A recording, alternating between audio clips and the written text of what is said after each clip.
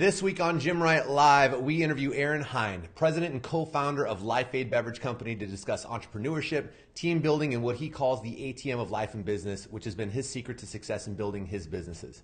Now, I've had the privilege of spending quite a bit of time with Aaron over the years, and he is one of the most positive, hardworking people I've ever met in our industry and always has a ton of great wisdom to share. So I'm personally really pumped about the show today. Now, if you're watching the show right now and you do not see the little red light in the top corner, then you were watching the replay. So the first thing I want you to do is type the word join in the comments below so you can get access to two things. Number one, this will get you access to the network, which is our private Facebook group for the motivated gym owners of the world, where you're going to find a ton of great conversations, interviews, and step-by-step how-tos of some of the most effective strategies out there for gym owners today. And number two, this will enter you into win today's special Gymwright Live giveaway for a free FitAid fridge and product sampler from our friend Aaron and his team over at LIFEAID. We'll be announcing the winner of the contest in the network, the group I just mentioned a minute ago, this coming Monday, January 28th. Cutoff to enter is Monday at 12 p.m., so be sure to enter to win by typing join in the comments here right now. All right, let's get this party started.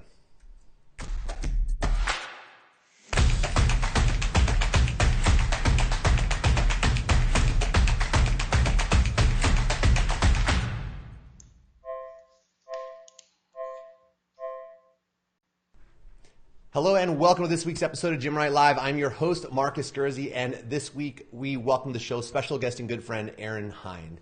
Aaron is the president and co-founder of the rapidly growing beverage company, LIFEAID. And as a gym owner, you are already probably more than familiar with them and all their awesome products like FitAid and FitAid RX. Aaron, absolute pleasure to have you on today. Been a long time coming. Welcome to the show. Yeah, thanks, Marcus. Thanks for having me. Yeah, man, my pleasure. So today we're going to be diving pretty deep into just entrepreneurship and scaling companies and company culture.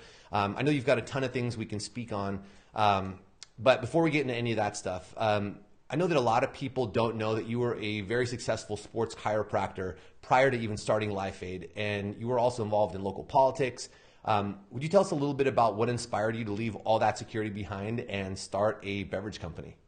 Stupidity. Perfect. No.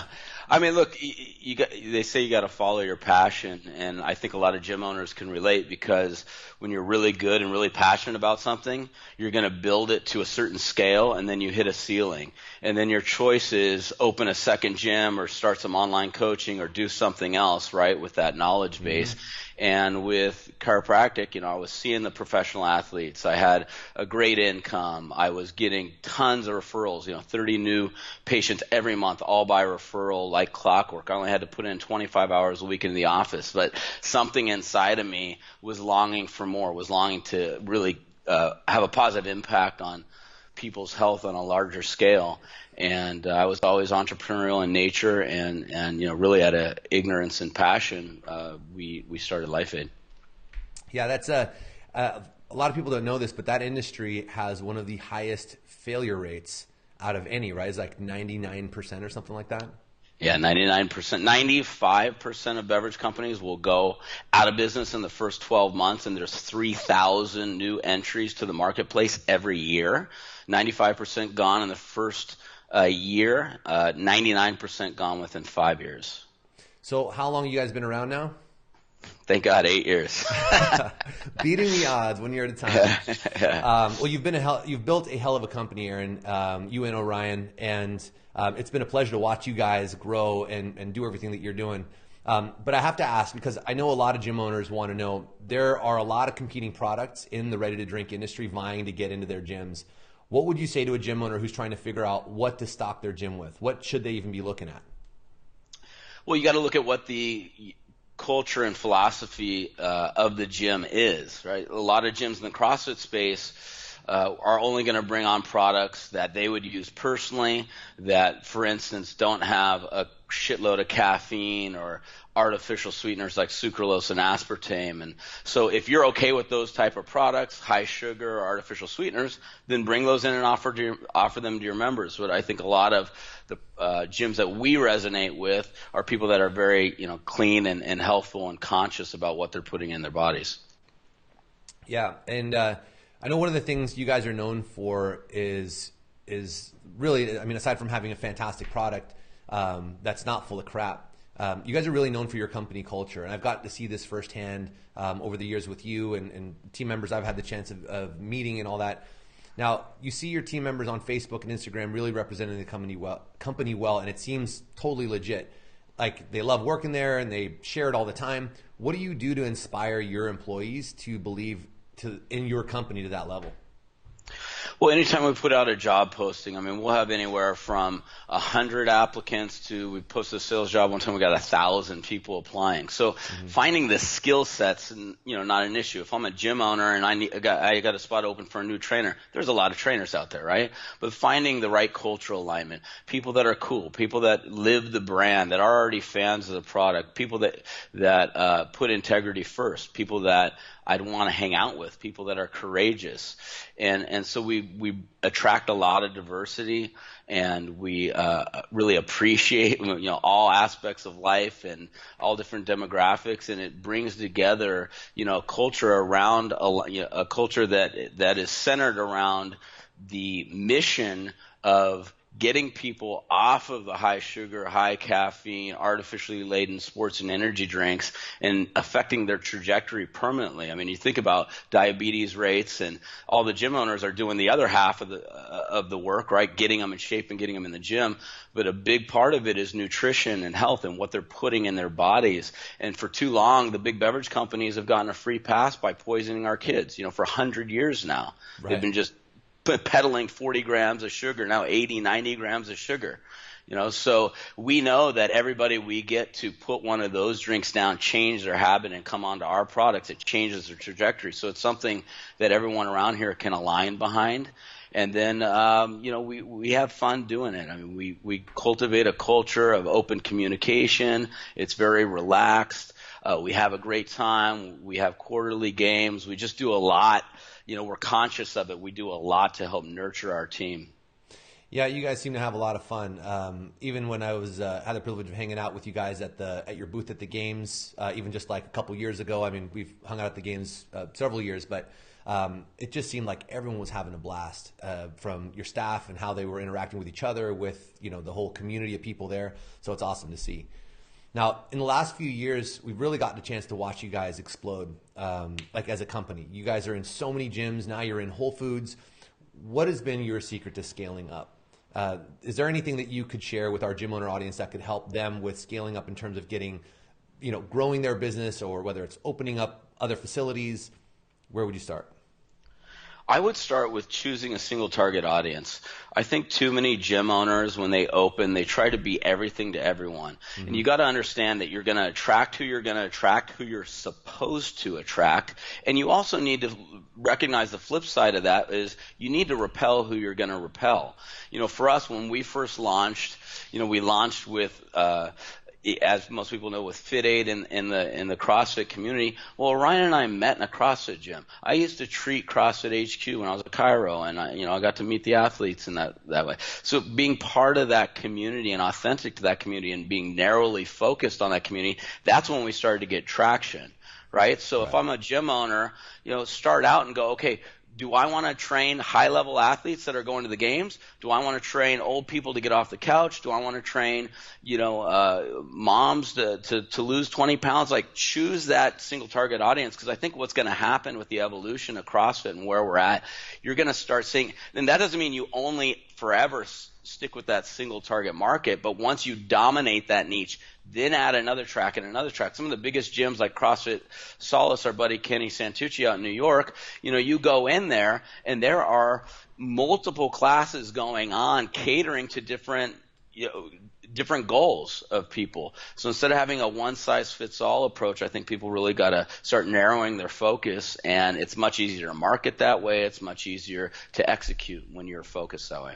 For sure. And I think it also says a lot about, the experience you actually have in running your business, right? If you're serving people who you don't actually enjoy serving, or who don't legitimately value what you do best, so it's easy for you to show up and crush it every day, it turns it into a grind. And a lot of people feel like they start these businesses and they're passionate about it, but that starts to wane, and over time they find themselves totally disenchanted. And I think a big part of that is because they don't narrow that focus down to a very specific type of brand hero who is I mean, long story short, obviously we want them to be able to afford our products, but you got to like these people as people. You want to be able to hang out with them. You want them to value what you do best so that it's easy for you to show up and knock it out of the park every day. And it makes sales and marketing infinitely easier, right? Yeah. I mean, when someone's first starting out, most people start out in scarcity mode. So they're like, oh crap, I got bills, I've made this commitment. 100%. Any member that comes in, come in. Anybody. And as you mature in business and you've been around for a little while, you understand that one or two bad apple in your gym can ruin everything. It can crush the culture. It's the same thing with employees, right? Yep. So you can't have any tolerance for it. So you need to come from an abundance mindset and again, attract who you're supposed to attract and repel you're supposed. So one exercise any gym owner could be is like, who is keeping me up at night? Who is a pain in the ass? Who's always bitching? Who comes with a negative attitude? And fire them. And that doesn't mean, I had a great way to fire patients because after a while when I was during the consultation, I would know whether they were a fit or not. And I'll tell you who wasn't a fit. Postmenopausal, overweight, multiple divorcee female on 5 or 6 medications. Not the person that's going to resonate with me. I do ART. I'm a energetic, aggressive guy. Like that personality type does not fit with me. So I would very nicely and very calmly say, you need help, I'm confident that I can find you the right help. It's just not the right fit here. But I had a referral to a female chiro who did activator, a little touchy-feely, that they loved. And I would see these people, they would refer me all kinds of patients. I never even touched them. I never even saw them. Yeah, it's a win-win. So legit win-win.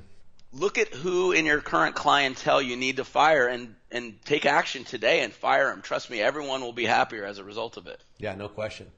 Now, Aaron, I know that one of the things that you teach is practicing alignment, trajectory, and momentum. Can you tell me a little bit more about like why you believe it's one of the secrets to entrepreneurial success?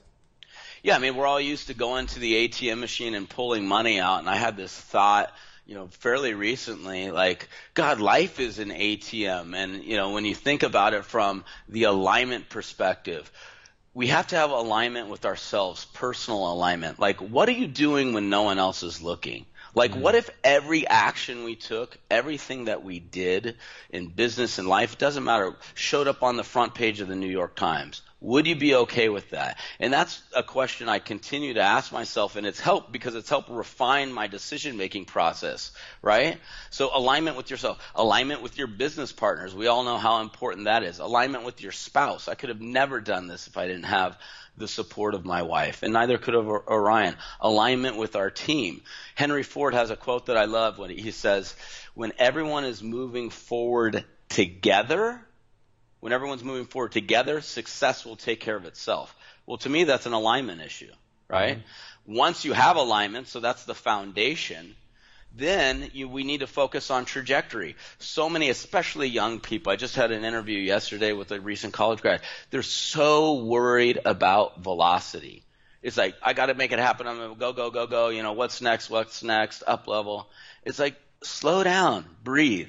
You have the biggest advantage out of any of us, time. You're young. Mm-hmm.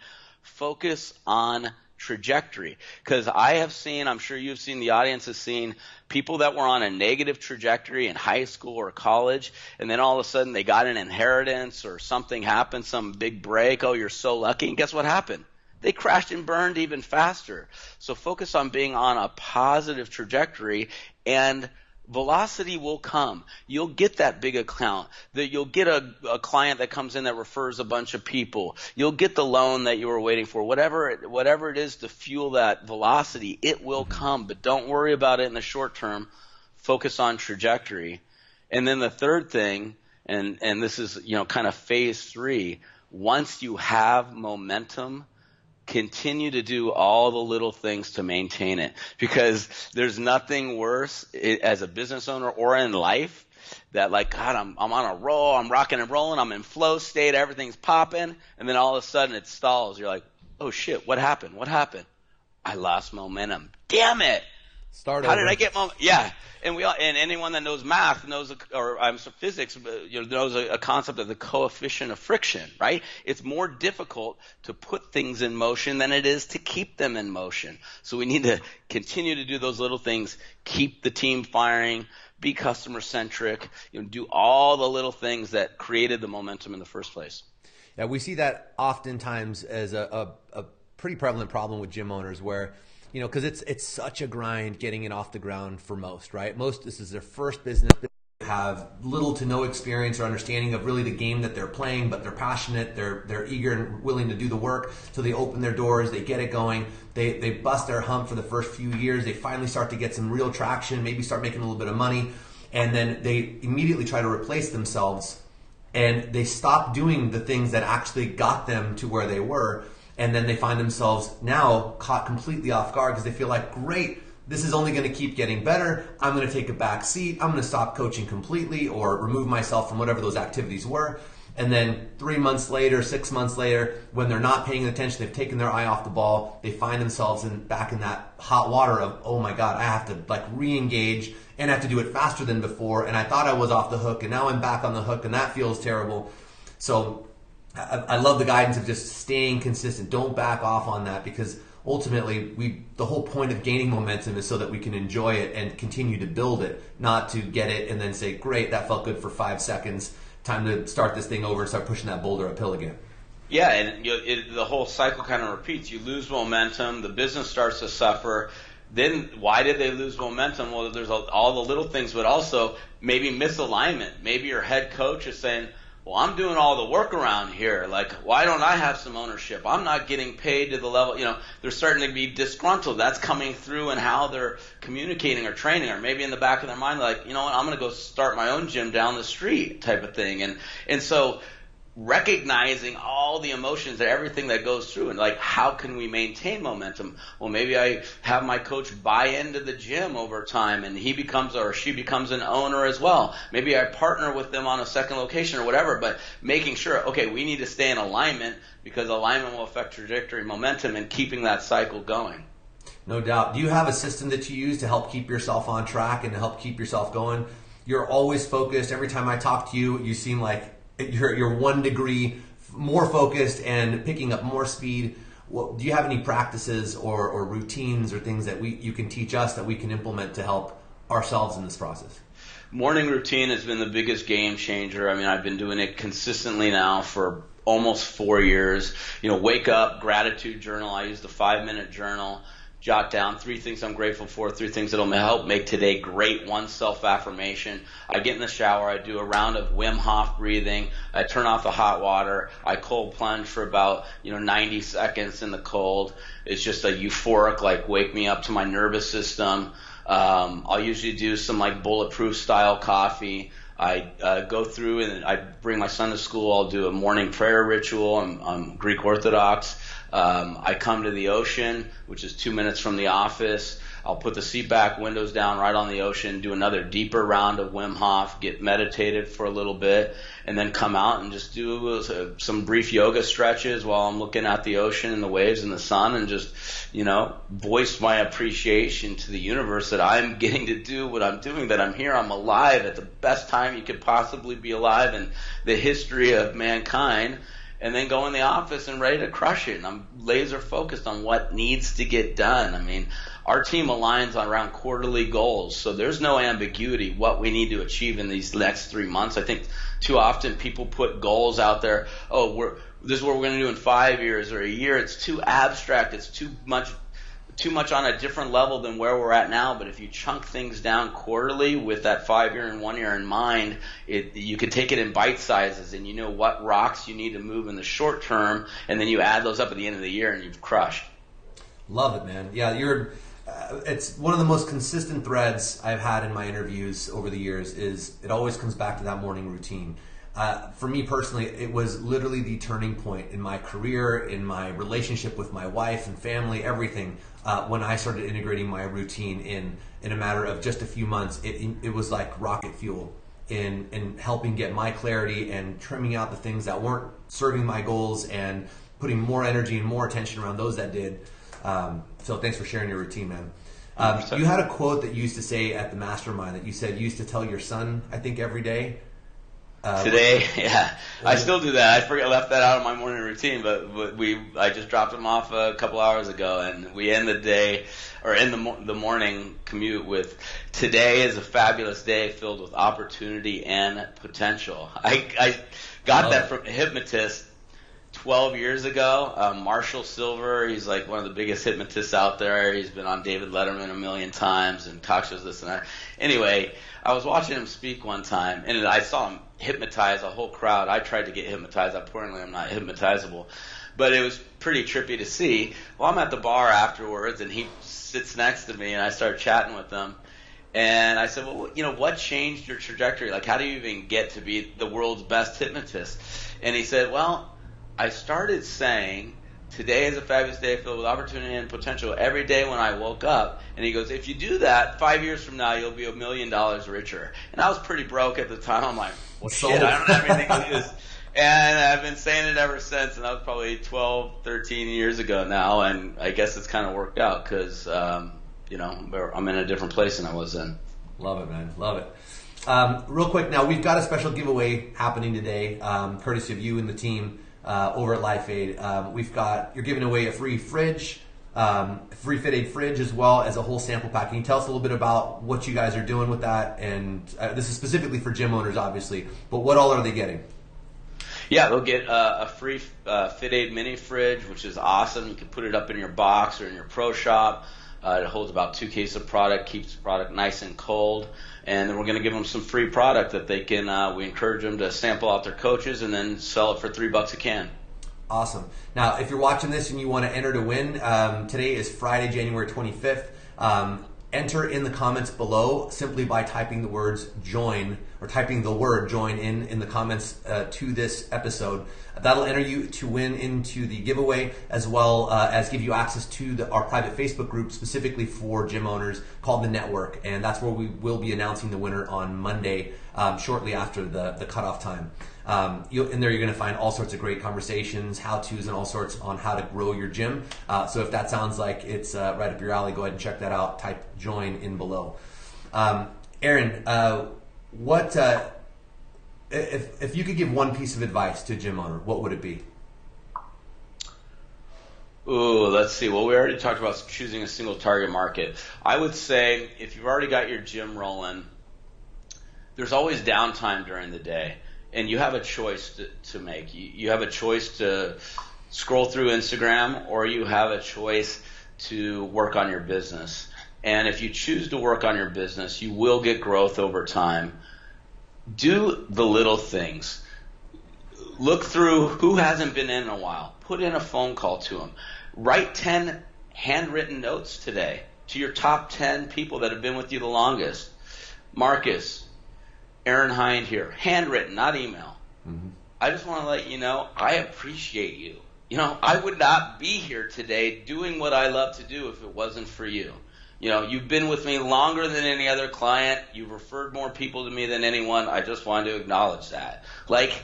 Do that stuff. You have a choice. Instagram's not making you any money unless you're some Instagram superstar, but your clients are. So focus on them. Add value to them. Make their day feel special. Change their trajectory for that day, and it will always come back full circle in the way of referrals and testimonials and so on and so forth. I love it, man. We're at the end of the day, as a gym owner, we're in the relationship business first and foremost. It's all about cultivating and maintaining meaningful relationships with your members, your staff, everyone. So I think some thoughtfulness like that on a regular basis goes a really long way. Yep. Aaron, thanks so much for joining us, man. Where can people find more about you and LifeAid, FitAid, and all that?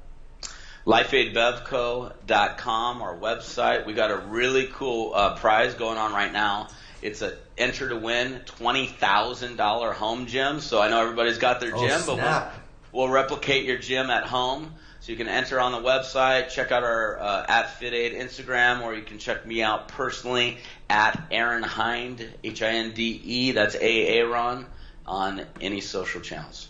Awesome, man. Thank you so much for taking the time with us here today, man. Always a pleasure to have you on. Thanks, bro. Yeah, and I want to thank all you guys out there for joining us today. Again, if you are a gym owner and would like to enter to win this week's giveaway for a chance to win the free FitAid fridge and sample pack we just mentioned, simply type the word join into the comments below right now. This will enter you into the contest as well as get you into the network, which is that private Facebook group for gym owners where we will be announcing the winner this coming Monday afternoon. Also, if you'd like to watch the show live, you can join the conversation every Friday, 10 a.m. Pacific Standard Time, right here on Gymwright's page. Thank you again for your support. Now get out there and build something that matters. We'll see you guys again next week. Bye-bye.